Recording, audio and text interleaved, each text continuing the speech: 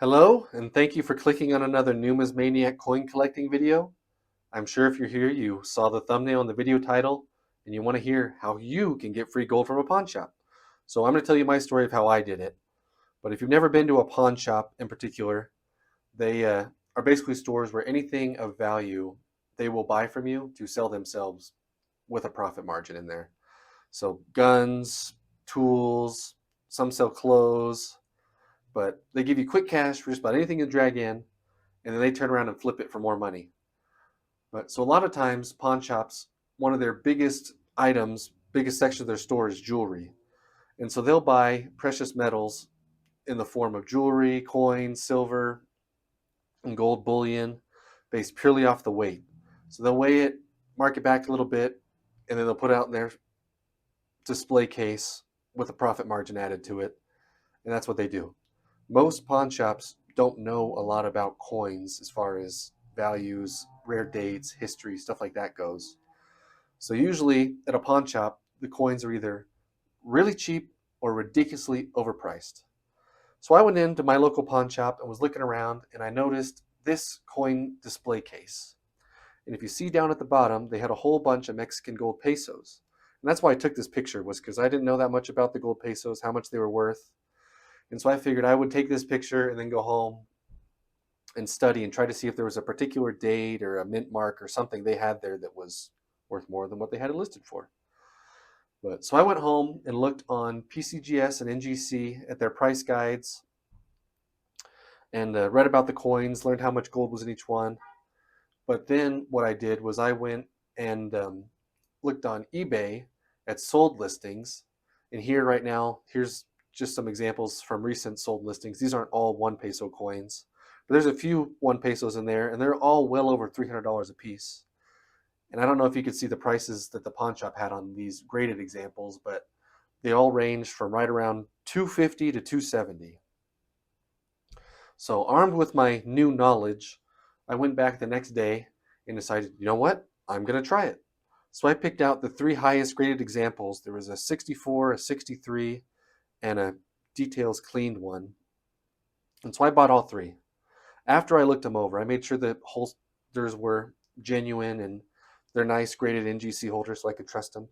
So I bought those three. I paid right around $750-ish. So after I sold those two, I was able to keep the highest graded one for myself, which I have right here to show you. But so I am now the proud owner of a 1901 Mexican gold 1 peso graded MS64. And it's a beautiful coin. This is one of the most expensive coins in my collection. And I'm even more proud to be able to say that I got it for less than free. I made 80 bucks.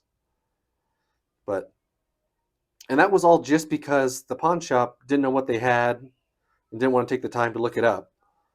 And so with just a little bit of numismatic know-how, I was able to pick this up along with the other two, sell those other two, and keep this one for more than free. And if you don't know how much gold is in one of these,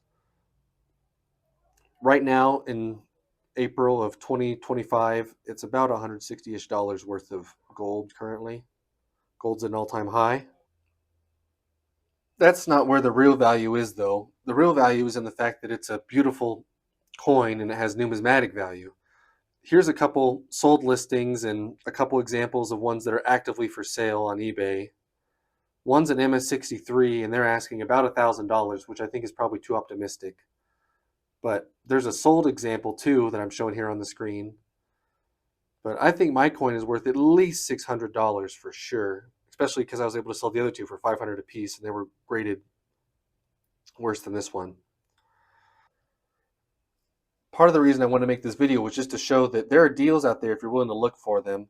And if you know a little bit about coins, there's all kinds of places where this opportunity exists, not just at pawn shops, but antique malls, flea markets, any place where, coins aren't necessarily their main item that they're dealing in, but they exist, they're in the space, and, they end up with them.